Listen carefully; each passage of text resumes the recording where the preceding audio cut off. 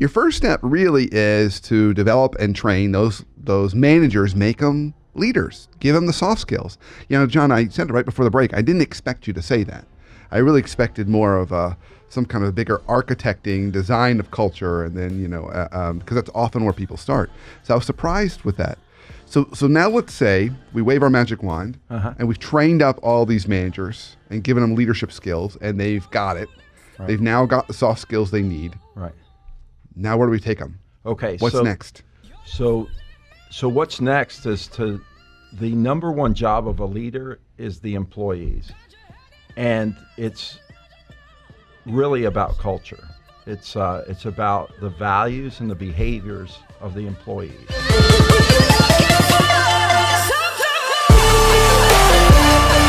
This is the Brandon Smith Show, and the entire purpose of the show is one singular thing. That is to help you live a life that much more free from dysfunction.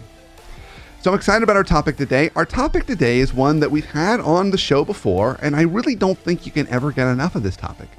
Because when we're talking about workplace and workplace health or workplace dysfunction, I mean, you can't really even approach that topic without talking about culture. So we're going to talk about culture today. And we're going to talk about culture from a few different angles. So to help us on this journey, I've got a wonderful guest, John Waid. John, I'm so happy to have you on the show. I'm happy to be on your show. Yeah, I mean, we were talking about the topic beforehand and what the work you do, and I think this is perfect. So just to make sure I've got the title right, because you warned me it could be a tongue twister, but I think I can handle it. You're CEO of C3 Corporate Culture Consulting, and that's a firm specializing in aligning organization's culture with its strategic goals. Yes, did I get it right?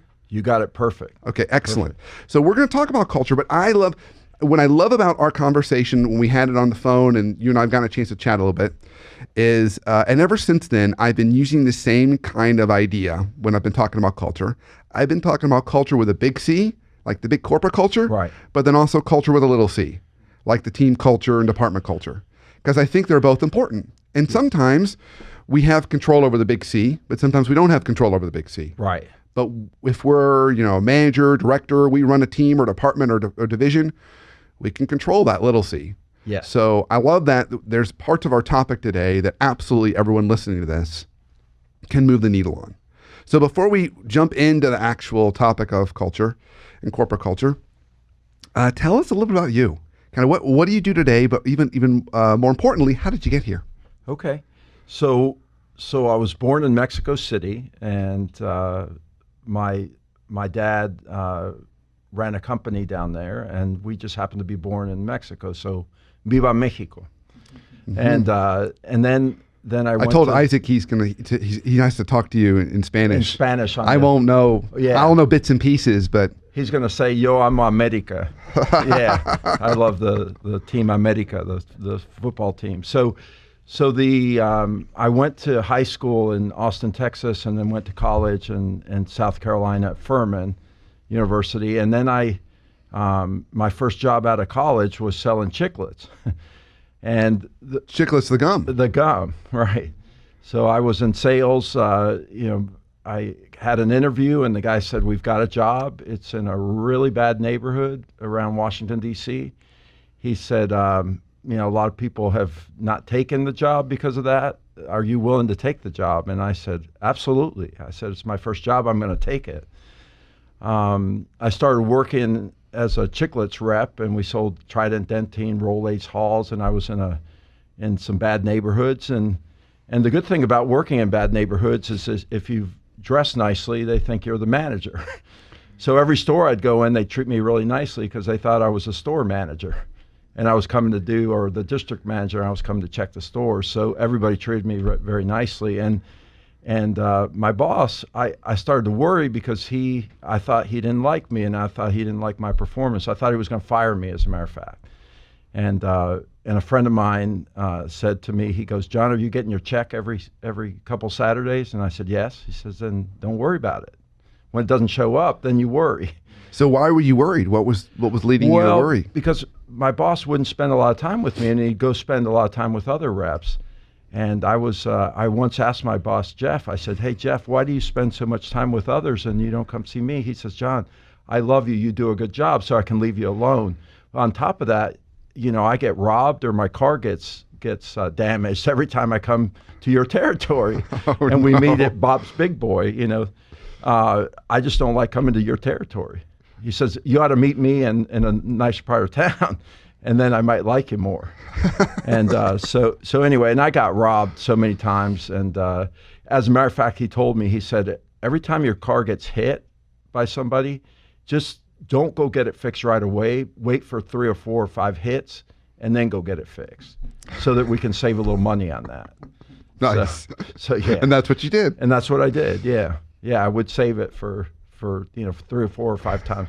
I once got hit in I was in front of a Price, club store, and I was the only car in the parking lot. I was doing paperwork before the store opened, and there was a guy with grocery carts, and there was nobody else in the whole. Your car's the only car in the parking lot. And the only car in the parking lot, and all of a sudden, I hear a bang, and the car goes like this, and sure enough, the guy hit. He had his headphones on, he wasn't paying attention, and ran right into the car and left a huge dent on it. Of course, I got out and cussed him out, and he said, he turned around and he says, "Sorry, man," and kept going. And that was the end of that. So, welcome to work. And then I just went on, and I told my boss, he goes, "What happened this time?" I told him the story. He says, "Go get it fixed, because it makes you look bad and makes our company look bad." So, because it was a big dent. That's an interesting start. So then what then moved you into the path of culture?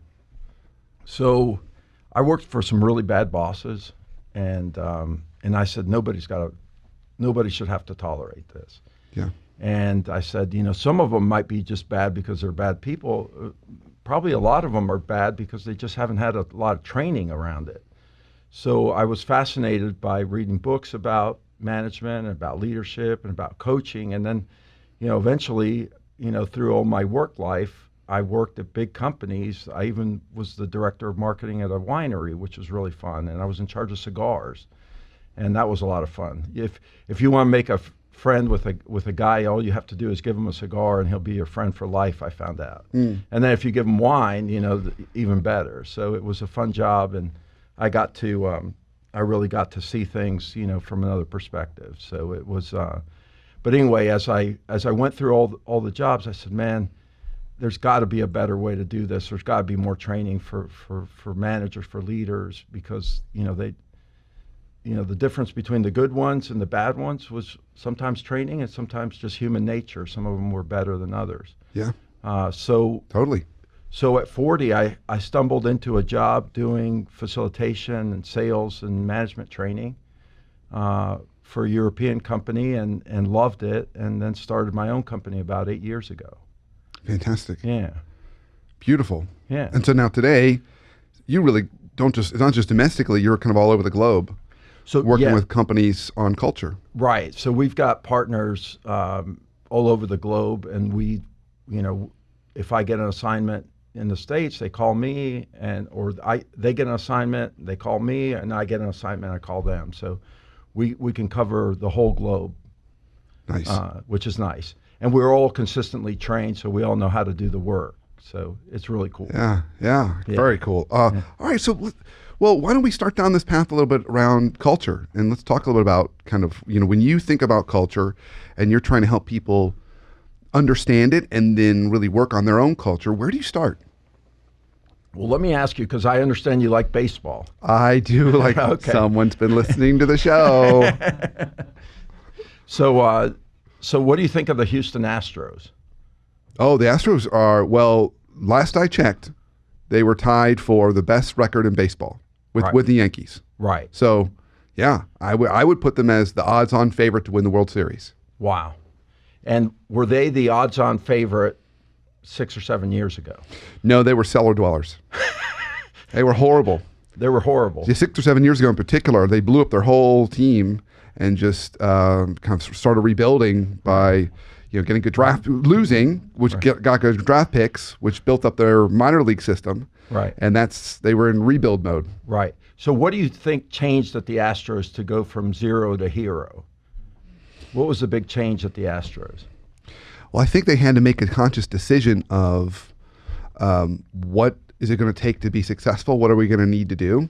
Right. And then make some sacrifices, but then also kind of, reset their principles and philosophies. Right. So, and who did that? Well, usually in baseball, it's usually the general manager makes Right. that decision. Right.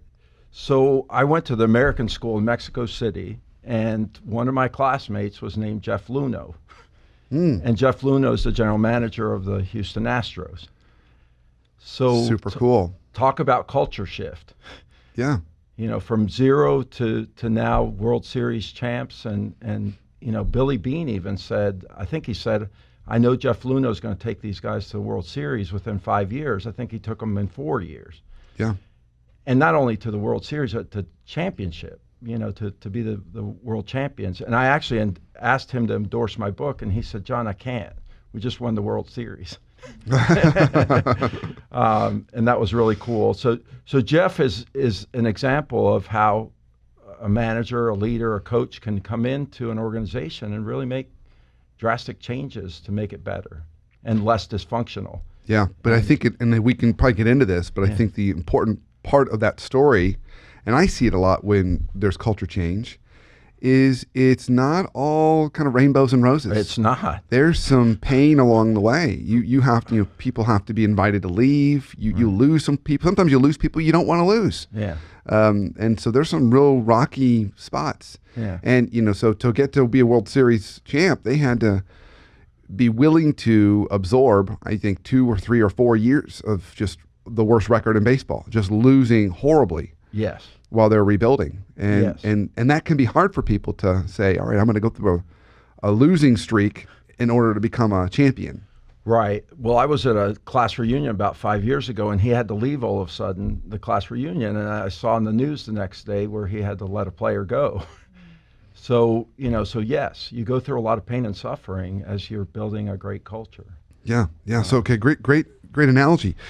And great story, because I do love baseball. Yeah. And so it works perfect for me. Well, I'm proud of him. He's really done well. So let's talk a little bit about, for the person listening, and they're thinking about their team or their department or their group, where do they start? How do they think about culture? What are some starting places that when you think about where a leader needs to kind of dive into this big thing called culture, where do they need to begin? Right. So just to start off with, what I've found out over the years is that a manager's role is very different from a coach's role, which is very different from a leader's role. A manager's very much task-oriented and has to get things done. A coach helps you grow and get better, and a leader inspires. And so I think what we have is we've got organizations and teams right now that are being run by managers, and sometimes untrained managers, and that's all right. In the short run, it causes a lot of dysfunction, as your show talks about. The thing is, as we train the managers to really manage well, as we train the coaches and as we train the leaders, and some are naturally gifted in those areas, they get better at that particular skill set. What I find is we tend to promote managers, and sometimes good and sometimes not so good, up to the leadership levels because they get things done. And then we wonder why they're not very good with people. Right. And why there's dysfunction in companies, because they say, oh, my general manager doesn't know how to treat people. And so we really have to focus on soft skills and on training the leaders with soft skills. And that's part of what our company does, is soft skills for technical people. It could be finance people, accounting people, engineers, IT people. They get promoted up the ranks. They need the soft skills because the soft skills are proven. If you want a direct change, which change is going on everywhere in companies, it's the soft skills that are going to help you change. It's not the processes and systems. And it's really, somebody who likes to get things done is not going to consult with others before they make a decision. And they say it costs you $1 if you involve people up front, $100 if you involve them right before you make the decision, and $10,000 afterwards. And we go to 10,000 every time. Yeah. Companies like SAP exist because human nature exists, and we make that $10,000 decision, and we shove it down people's throats. And so what I say is, hey, take some time to involve people up front.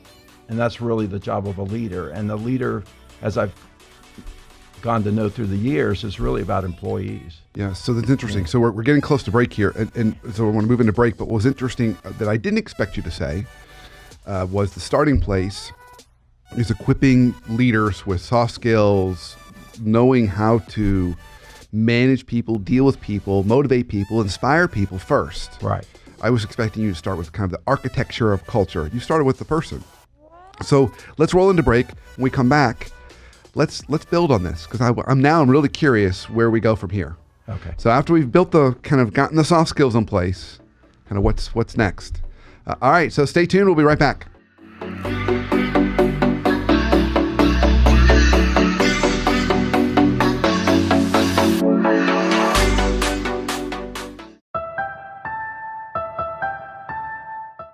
Here's your coaching minute for the week, presented to you by the Leadership Foundry. Dysfunction in the workplace, it's a pervasive problem.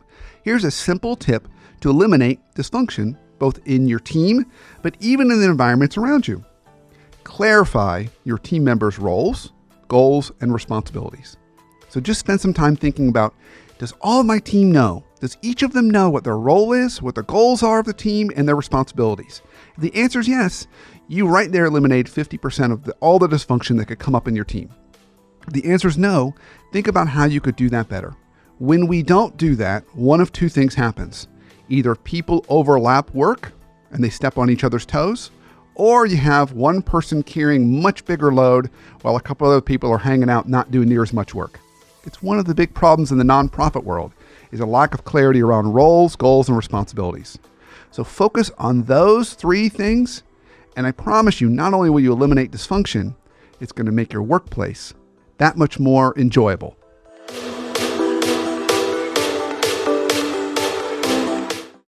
Welcome back from break. Of course, this is the Brandon Smith Show, and I'm your host, Brandon Smith, and we've been talking about culture today. And right before the break, we were talking about what's the first step. And John surprised me because he said, your first step really is to develop and train those managers, make them leaders, give them the soft skills. You know, John, I said it right before the break, I didn't expect you to say that. I really expected more of some kind of bigger architecting, design of culture, and then, because that's often where people start. So I was surprised with that. So now let's say we wave our magic wand, and we've trained up all these managers and given them leadership skills, and they've got it. Right. They've now got the soft skills they need. Right. Now where do we take them? Okay. What's next? So what's next is the number one job of a leader is the employees. And it's really about culture. It's about the values and the behaviors of the employees. If you're a really good leader, that's what you focus on. You focus on the employees. And so on a basic level, culture is some values and some behaviors. And you take those values and behaviors and you align them in the organization. And all of a sudden most people will look outside and go, gosh, this company, this baseball team is really, really great now. What happened? Well, somebody came in and was a great leader and aligned some values and some behaviors and did a really great job on the structure and also the strategies, obviously. Really spent a lot of time with the employees, with the players, right? And, we were talking about Jeff. Jeff speaks Spanish, and guess what a lot of the players speak? So, all of a sudden you get a general manager that talks to the players and cares about the players, and the players care about him. And then they tell their friends, hey, you need to go work with Jeff and his team. And now Jeff, I think one of the policies is they have to speak Spanish, at the Astros, which is really, really cool. Yeah. Because, the players speak Spanish. Well, and I think it's what's interesting too that we often don't always think about in the sporting world, makes sense to us in the other workplace world, is that players talk to each other, just like employees talk to each other, right? And then they say, oh, come here, it's a great place, or don't go there, it's a bad place. Right. And you see that happen sometimes where players will give teams a discount on their contract because they really want to be part of that organization. Oh, yeah. Because it's a winning organization, or they heard it's a really good place to play or to be. Right. And you can see it as a fan and watch it. Right. And you can kind of see it as a customer. When you're going up to Chick-fil-A, for example, and everyone seems very happy to be there. Right. It's like this has a little bit different vibe than maybe another competitor down the street. Right. No, and Chick-fil-A and Southwest Airlines, they've got this magic formula, and everybody looks in and says, what are they doing that I'm not doing? And what they're doing is the leaders are focusing on the employees and on culture, because they know that if they have aligned values and behaviors in their employees, like it's my pleasure at Chick-fil-A, or 3 values that Southwest Airlines has, they've got 3 different, and when we do the architecture of culture in companies, we say pick 3 values, don't pick 10, pick 3. So for you, it's 3. That's what 3. That's what you tell people. 3. 3 or less. Okay. You can even have 1. Yeah. 3 or less, because they can't remember 10.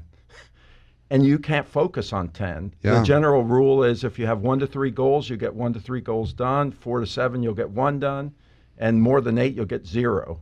And again, Okay, let me make sure I got this right, because that's a nugget of gold right there. So 1 to 3, you'll get those done. You'll get 1 to 3 done, right? Yeah, and then however many you pick, you'll get those done. If you 4 to 7, you'll get 1 done. Right. And then 8 to more, 0. 0. Because you can't focus on any of them because you've got too many. And we're ambitious people. Human nature is going to take us to want to have 1 million goals, and we can't. If we want to be really effective, if you want to be really good at the culture part, pick 3 and make sure they're unique. That they're, because everybody picks generic ones.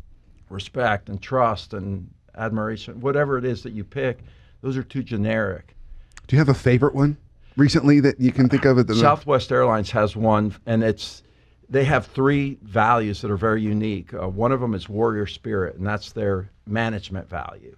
That's what I call the frontline value of get things done and warrior spirit. And then they have one called servant heart, and that servant heart one is the part that makes you grow and get better, and that's their coaching value. And then they have a leadership value, which is really cool, and it's fun loving.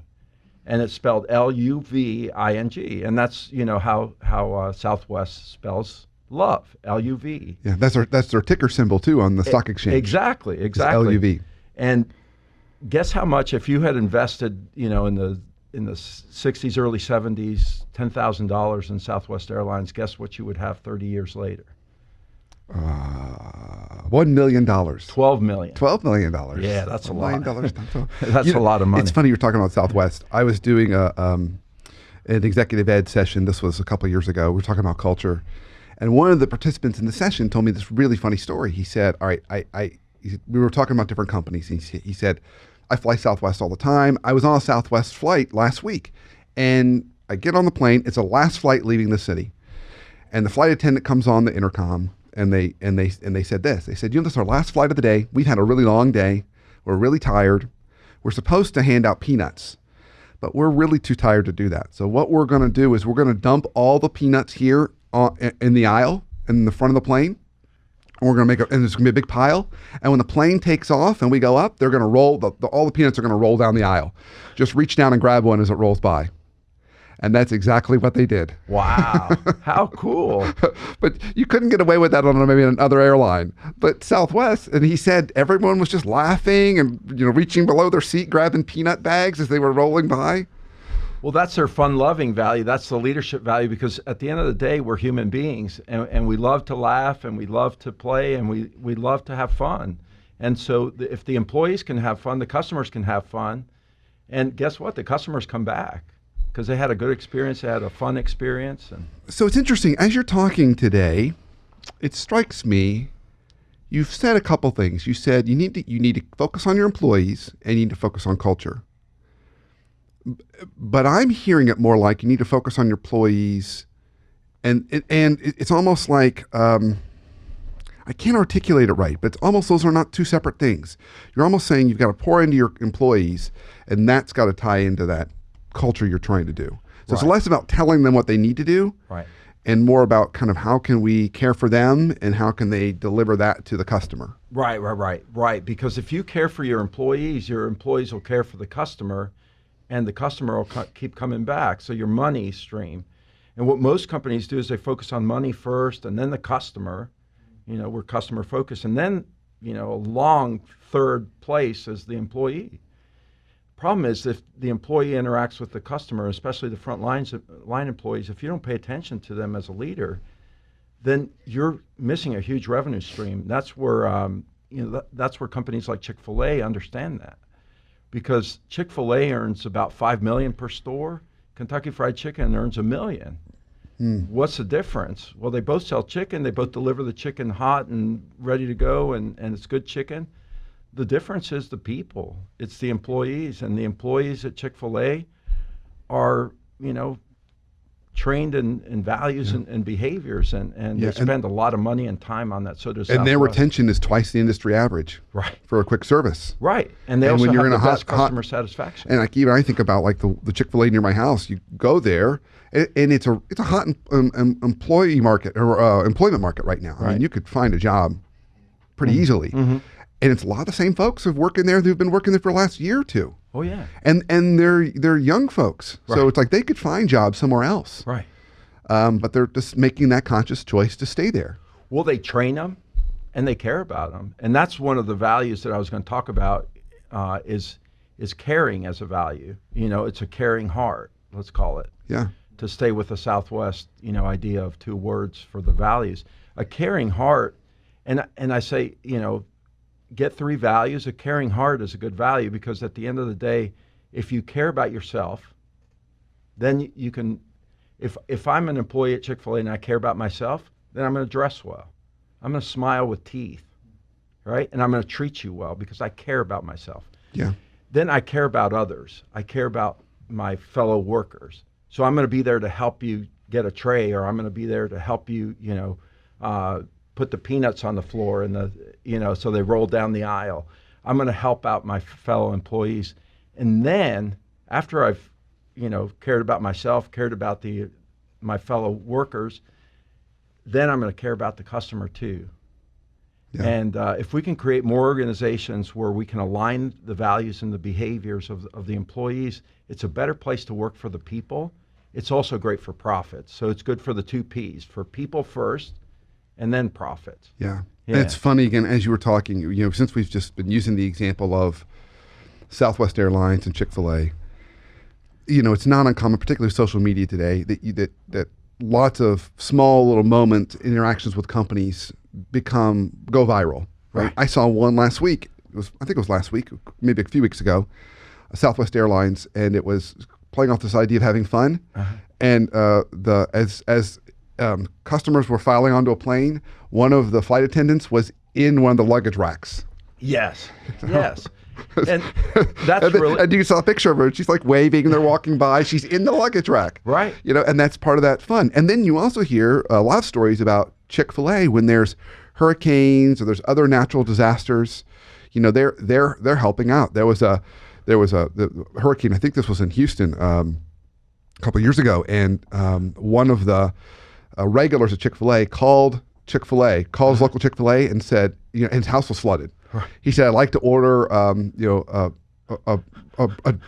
biscuit, a Chick-fil-A biscuit, and hash browns and a boat. And it just so happened that when the assistant manager had a boat. Oh. And so they got a boat, and they went over and they got him and his wife, and also delivered his breakfast. Oh, how cool. And got him out of the house. Yeah. But then you also see stories of their competitors, and they're typically not the same kind of positive, happy stories. Right. I mean, how many times have we seen, people being yanked off planes? Right. And it wasn't Southwest planes that they were being yanked off of. Right. And dragged down the aisle. Right. Right. Not good. Not good. So it's interesting. It's just as we're talking that we've all experienced seeing these moments play out. Right. And if you build that culture and that infrastructure, we end up with all these great touching moments. Right. Versus the wrong kind of touching moments. Right. Well, you don't want those. What I coined the phrase as I was running one morning. I'm not a big runner, even though I should be. It's good for the waistline. I was out running / walking one morning, and I thought culture driven. And so I've developed a culture-driven framework, and I'm starting to write books. The first one's on culture-driven selling, and so it's 3 values and some behaviors around selling, because often we spend so much time on the process models, which are great. we often don't spend time on the values and the behaviors that are going to drive those processes that then are going to drive the strategies. Yeah. So I always say start with culture, be culture driven. That's the leadership value, is being culture driven, and then work your way this way. We tend to work our way from strategy to structure and then to culture. Yeah, that's a very interesting point. I really want to dig into that. We're actually close on time here, so we're going to have to hold that for another show. That would be wonderful. I've really enjoyed this. So, John, every guest that comes on the show, I ask him this question. What's one life hack you have for us to help us live a life more free from dysfunction, whether it's personal or professional? If you're working at a company and you've got management that's causing the dysfunction, get them trained. Get the training you need to be a good manager, get the training you need to be a good coach, or get the training you need to be a good leader. Get the soft skills training, because the technical training is abundant. I have an MBA and I took one class on management. So, the people skills part of my MBA was one class and everything else was technical, accounting, statistics, and everything. So get them trained. Second, focus on culture. And third, if you have mental illness, run away. Yeah. And if you're affected by mental illness, either try to get them help or run away. Yeah, so you're talking about that, like even in family dynamics, right? If there's mental illness, you definitely need to either seek help for yourself, but it can also be challenging relationships to maintain. It is. So if you have mental illness, get help right away, and get professional help right away. If you have to take medicine, take it right away. Because not only is it affecting you, it's affecting everybody around you and the people that you love the most. So love yourself and get help. The second thing is, if you're around people that won't get help, run away. Yeah. Because you're not going to be able to help them unless they're willing to help themselves. And I'm saying run away as long as you've exhausted the trying to help them scenario. But you make a good point that there's only so much we can do to change other people or help them change. Right. They have to change themselves. They have to change themselves. Right. We have to start with, we can't change others. We can only change ourselves. Yeah. Beautiful. Yeah. John, this was great. Amazing. Wonderful. I love that. I love this topic, and I love just your energy. So before we officially wrap up, if people want to learn more about you or follow you, where can they go? So you can go to www.c3culture.com. So www.c3culture.com. You can also reach me at jwaid, W-A-I-D, at corporatecultureconsulting.com. Fantastic. Excellent. Awesome. And thank you for listening and watching the show today. And of course, we have a new episode we drop every Sunday on Facebook Live, so check that out. And if you're not listening on iTunes, you probably are. Why wouldn't you be? But if you're not listening on iTunes, you should be listening. Or download on iTunes, Stitcher, get the podcast. And if you haven't rated or reviewed the show, please do. That's how more people find out about us, so we can expand our tribe. And at the end of the day, defeat, if it's at all possible, dysfunction. That's our goal. So thank you again for listening. Until our next show, have a great week and an awesome life.